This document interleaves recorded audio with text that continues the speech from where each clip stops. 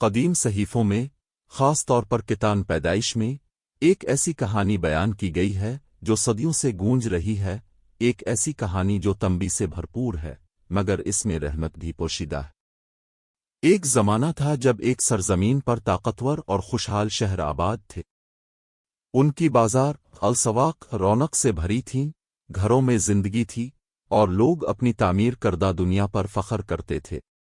یہ شہر صدوم اور امورہ تھے۔ باہر سے دیکھنے میں یہ کامیاب اور پرکشش لگتے تھے، لیکن اس ظاہری چمک کے نیچے ایک گہری خرابی پنپ رہی تھی۔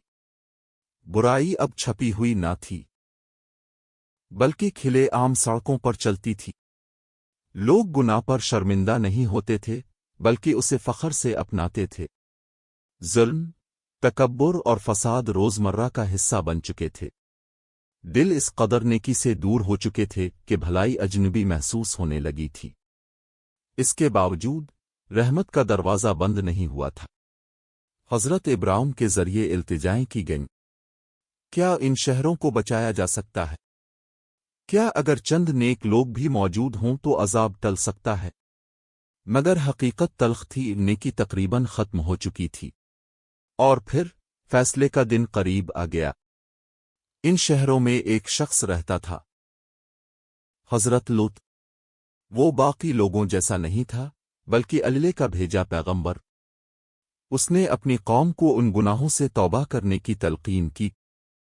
کئی سال اللہ کے احکامات کی تبلیغ کی اور ہر ممکن کوشش کی قوم کو راہ راست پر لانے کی، لیکن اس کی قوم نے اس کا مذاق اڑایا اور کہا کہ اگر تم سچے ہو تو ہم پر وہ عذاب لاؤ جس کا تم کہتے ہو۔ اور اس کے ساتھ تھی اس کی بیوی، وہ بھی برسوں سے صدوم میں رہ رہی تھی۔ اس نے وہاں کی گلیاں دیکھی تھیں، لوگوں سے میل جول رکھا تھا، ان کی محفلوں میں شرکت کی تھی۔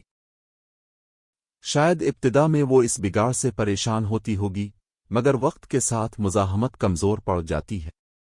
جو چیز پہلے غلط لگتی تھی، وہ آہستہ آہستہ معمول بن گئی۔ اس نے ایک دن میں برائی کو قبول نہیں کیا، بلکہ اس نے صرف اس کے خلاف مزاحمت کرنا چھوڑ دیا، اور یوں وہ خاموشی سے اس کے دل میں جگہ بنا گئی۔ اس کا ایک گھر تھا، یادیں تھیں، جان پہچان کے لوگ تھے، ایک مانوس زندگی تھی۔ انسان کا دل مانوس چیزوں سے جاڑ جاتا ہے، چاہے وہ جگہ کتنی ہی خراب کیوں نہ ہو۔ پھر ایک رات سب کچھ بدل گیا۔ 3 فرشتے شہر میں داخل ہوئے۔ ان کی موجودگی میں ایک سنجیدگی تھی۔ شہر تباہ ہو چکا تھا، ہر چیز مٹ چکی تھی، مگر بیابان میں ایک نشان باقی رہ گیا، ایک خاموش سبق۔ اس کی کہانی اس کی موت پر ختم نہیں ہوئی، یہ ایک نصیحت بن گئی، یہاں تک کہ بعد میں حضرت عیسیٰ نے بھی فرمایا، لوط کی بیوی کو یاد رکھو، کیونکہ اس کی تباہی صرف پیچھے دیکھنے میں نہیں تھی، بلکہ پیچھے چاہنے میں تھی۔ زندگی میں ایسے لمحات آتے ہیں جب انسان کو کچھ چھوڑنا پڑتا ہے، کچھ نقصان دہ، کچھ بگاڑ والا، کچھ جو روح کو آہستہ آہستہ ختم کر دیتا ہے۔ اور ان لمحوں میں سب سے بڑی آزمائش چلنے میں نہیں ہوتی، بلکہ چھوڑنے میں ہوتی ہے۔